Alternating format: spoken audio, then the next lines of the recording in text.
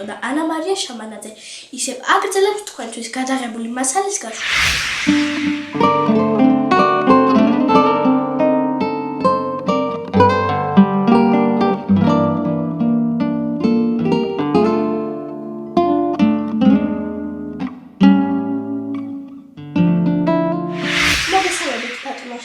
პირველ რიგში მადლობას გიხდით, რომ დაგვთანხმდით ინტერვიუზე. შემოანა მარი. მე პირველ რიგში ეს ფორმალობა მინდა მოხსნა, იმიტომ რომ ყველაზე მეტად ვერ ვითან, როცა მეგობრების კი თქვა თავის მეგობრთან ინტერვიუს იღებენ და მიმართავენ ისეთ იყოს არ იცნობდნენ. მე პირველ რიგში საამაყოდ ჩემ და უნდა გამოცხადო, რომ შენ ხარ ჩემი შვილიშვილი, ჩემი ძმის შვილიშვილი. ამიტომ ჩემთვის ძალიან მნიშვნელოვანია ეს ამბავი. მე ინტერვიუებს ძალიან იშვიათად ვიძებ, მაგრამ აი ახლა შენ ხარ და მე რომ მე ვარ და ბაბუისგან რო იღებ ინტერვიუს, მთელი ამ ინტერვიუს ხიბლი ჩემთვის ეს უნდა იყოს. შადიმონ შამანაძე, დრამატურგი, მთარგმნელი, მწერალი, სცენარისტი. დაბადების ადგილი ქალაქი ლანჩხუთი, 27 დეკემბერი 1958 წელი. 1980 წელს დაამთავრა რიგის სახელმწიფო უნივერსიტეტის ფილოლოგიის ფაკულტეტი. 1986 წლიდან არის საქართველოს მწერალთა კავშირის წევრი. გამოცემული აქვს ლექსების რამდენიმე კრებული. ავტორია პიესებისა ღია შუშაბანდი და ერთხელ მხოლოდ ისიც ძილში, ასევე სცენარისა ფილმისთვის მხოლოდ ერთხელ. ამჟამად საქართველოს რადიოში აქვს საავტორო რუბრიკა ლიტერატურული ფრაგმენტები. მისი პიესები დღემდე წარმატებით იდგმება საქართველოს სხვადასხვა თეატრში. 1991 წლებში იყო მწერალთა კავშირის თარგმანის მთავარი სარედაქციო კოლეგიის თანამშრომელი.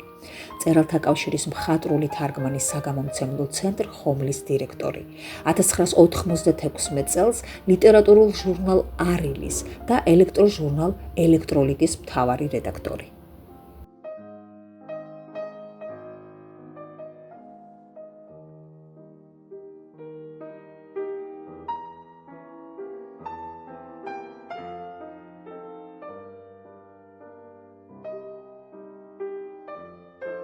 თქვენ შესახებ ინფორმაცია მაყურებელმა უკვე მოისმინა.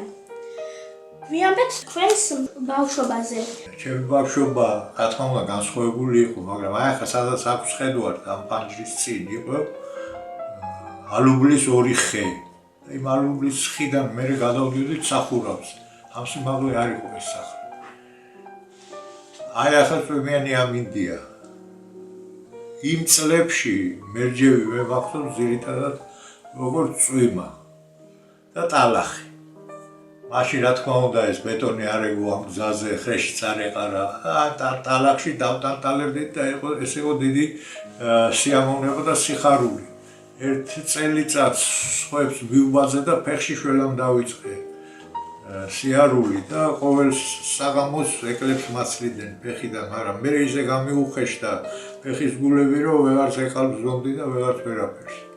ეს იყო ძალიან დიდი სიყვარულის ადგილი. ეს იყო ბებიის და ბაბუის დიდი ოჯახში თავშეყრის ადგილი. ესე იგი 14 შვილი მყავდით და თითქმის ყველანი აქ ვიკრიბებოდით ერთი თვენახევარი. რა ვიცი, ის სიყვარული, ის სითბო და საერთოდ ეს ერთმანეთთან დამოკიდებულება მის მერე მოგდებს ერთიან დიდ ოჯახად ცხოვრობ და მე ყოველთვის ვამბობ, რომ ნეტა ყველა დედმამიშვილი და მართლა ერთი ოჯახიდან და ერთი დედის მუცლიდან ნაშობები ჰქონდეთ დღეს ისეთი ურთიერთობა, სიახლოვე და სიყვარული, როგორც ამ ჩვენ საბიძაშვილო, სამი მამიდაშვილოს აგვაქვს. თავარი რაც ბავშვობამ მომცა, ეს დიდი სიყვარულია ადამიანების მიმართ, ჩემი ახლობლების მიმართ.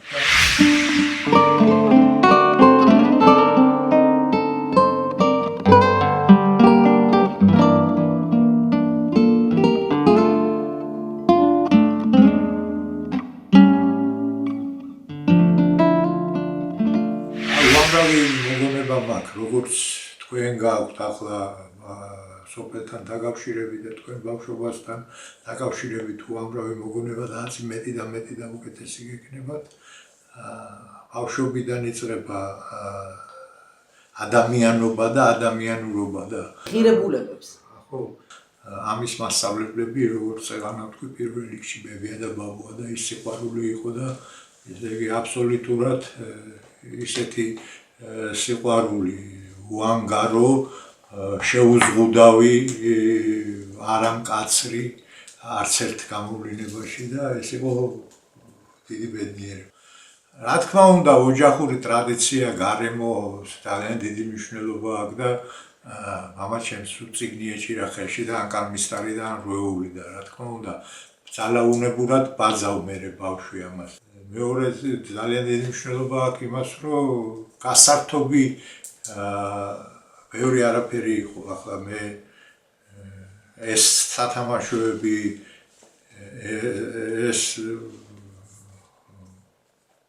განუწყვეტლივ ეს ტელეპროგრამები, ეს საბავშვო გადაცემები, ეს ერთი პროექტები ნაკლები იყო. ნაკლები კი არა საერთოდ არ იყო. ცოტა იყო ვიდეო ფილმები, აი მაგალითად ეს ვიდეო ფილმები მეზობელს უყიდეს და მიკრიბებოდით საღამოობით. და ეს იყო რაღაცა სასწაული, შენ თვითონ რო კეთილზე იმას ზეწარს ჩამოაფენთით, გავუშვებით ეს ქართული ზღაპრები და ის თავის ტექსტს. სხვათა შორის იქ მინაწერები ხო ქონდა იმ კადრებს და გამართულად კითხვა მე მგონი იმ ვიდეო ფილმებიდან უფრო ვისწავლე ვიდრე წიგნიდან.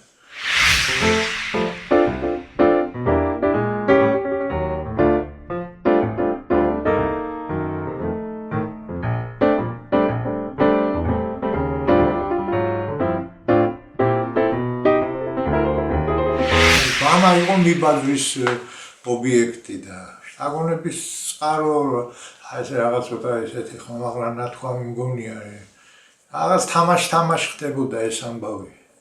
წიგნები და პერსონაჟები იყო აი ტომ სოიერი. ეგბერი ფინი საერთოდ ერთ-ერთი მნიშვნელოვანესი ნაწარმოები მგონია დიდებისთვისაც და ბავშვებისთვისაც.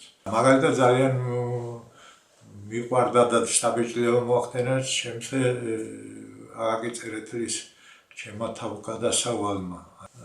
თანამედროვე მწერლებიდან რა თქმა უნდა ნოდარ დუმბაძის აი მე ბებია ელიკო და ილარიონი დაიბეჭდა ცისკარში 57 წელს რაღაც წვრილი შრიფტით. ეს ნომრები მამაჩემს აღმოაჩნდა სახლში და ჩვენთან ახლა აქ არის ჩემი უფროსი ბიძაშვილი პედაგოგი ამჟამად ჟურნალისტ ენებზე სწავლობდა და სტუდენტი იყო ჩვენთან ათარგოზე ზუბალაშვილების ქუჩაზე ცხოვრობდა. აი ეს იპოვა ეს თვითონ პირველ კურსელი იყო, მე ვიყავი მეორე კლასელი. იპოვა ეს ჟურნალის ნომრები და მიკითხავდა მე ბებია ელიკო და ილარიონს და მე ერთი ჩარლი ჩაპლინის ფილმებზე მახსოვს მამაჩემაც ამიყვანა პირველად და სკამების ქვეშიდან ვერ გამომათრია ისე ვიცინოდი და კვდებოდი სიცილით და აი ეს ხარხარი ჩემი ისტერიული და მისიც მახსოვს ამ წაკითხვის დროს ყველა წინადადებაზე ვიცინოდი რომ აყვები ამბავს მე მოგვიანებით რა თქმა უნდა სხვა რომანების და ეს რომანის რაღაც მე თვითონ იმას ძალიან ვაფასებ დღემდე პირადადაც ვიცნობდი მამაჩემის ჩვენთან მოდიოდა ოჯახში რამდენჯერმე განსაკუთრებით ნიანგის რედაქტორი რომ იყო მთელი ეპოქა არის არის წიგნები რომელსაც რაღაც ასაკში იწყებ და ვერ უგებ თავს და ბოლოს არა გაგჯერ იყო ის ღონე რომ დაძლიო ასეთი იყო ფოლკნერი მაგალითად და ის მახსოვს ის საფხული ესაა სტუდენტები ვარ როდესაც ხმაურიდან ბისხანება წავიკითხე და მე ქალაქი სოფელი ავესალო რაღაცო ჩემი უსავალისი წერალი გახდა მაგრამ ამას ვამბობ რომ რაღაც ეტაპზე საერთოდ ერთი ორი გვერდის კი მიქებდნენ მამაჩემის მეუბნებოდა რომ ასეთი უზარმაზარი წერალი არა შენ თვითონ უნდა იყო მზად რაღაცნაირად ფროსტი პოეტი რილკე რაღაცა მომზადება უნდა შინაგანად კითხველიც ეტაპებს გადის რაღაც სიმაღლეებს რომ მიწვდეს.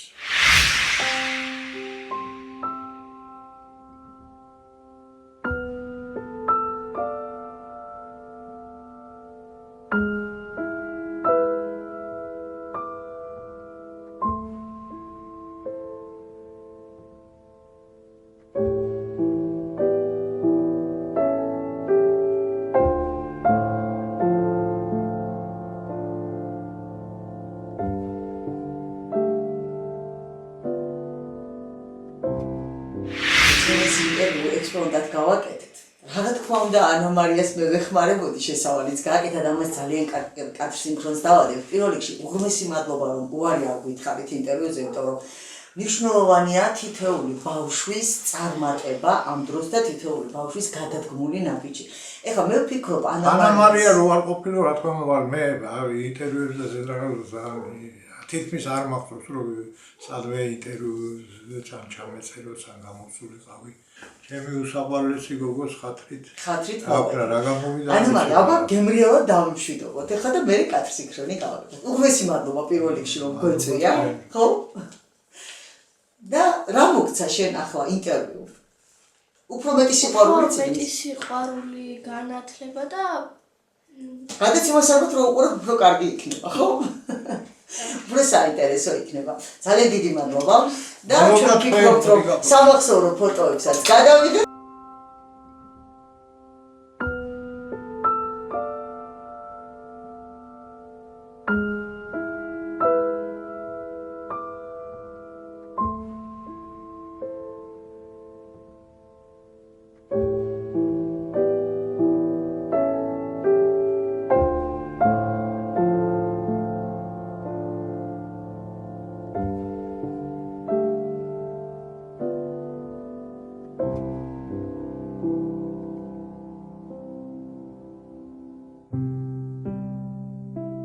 Viteli potlebi tan miaks kas dagris pipkeba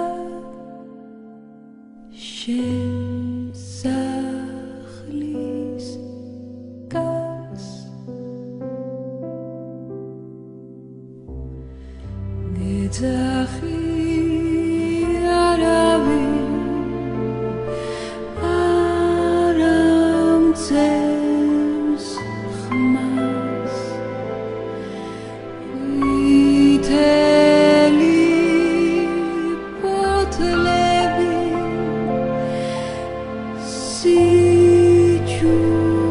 sichumes